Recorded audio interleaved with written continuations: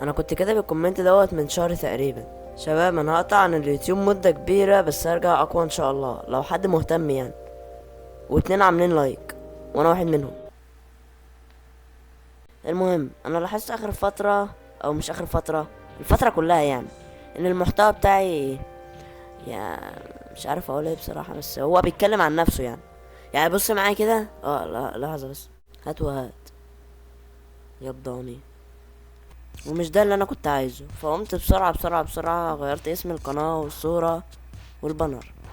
ببص حاجة فاخر من الاخر، وقولوا لي برضو رأيكم فيهم يعني. ونزلت لي برضو كام لعبة من ستيم. نزلت لي اول حاجة ذا ووكينج ديد، بس طلعت ديمو واستحمرت نفسي بصراحة يعني ساعتها.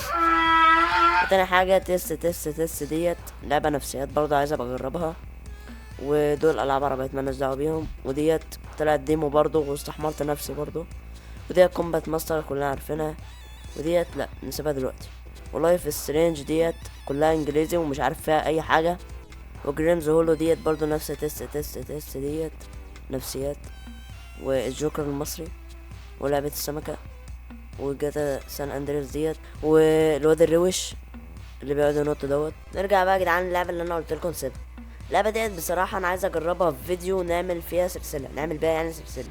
وبصراحة انا شفت اللعبة ديت فيديوهات كتير فشخ يعني على التيك توك، فقلت ايه والله انا انزلها. فلو عايزين بقى اجرب اللعبة ديت في فيديوهات جاية او نعمل منها سلسلة، ابعتولي على الديسكورد، هتلاقوا دلوقتي تحت في الديسكريبشن، او اكتبولي في الكومنتات.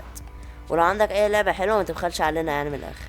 وشكر خاص يعني لشات جي بي تي اللي قدرني وعمل لي الصورة البيكسل ديت للشخصية بتاعتي بعد عذاب يعني وايه، عناء طويل.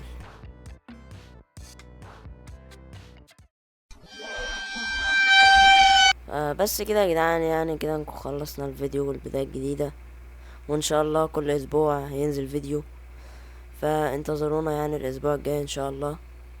وانا عايز انام اصلا الساعة دلوقتي تقريبا 3 الفجر، فتصبحوا على خير بقى يا جدعان.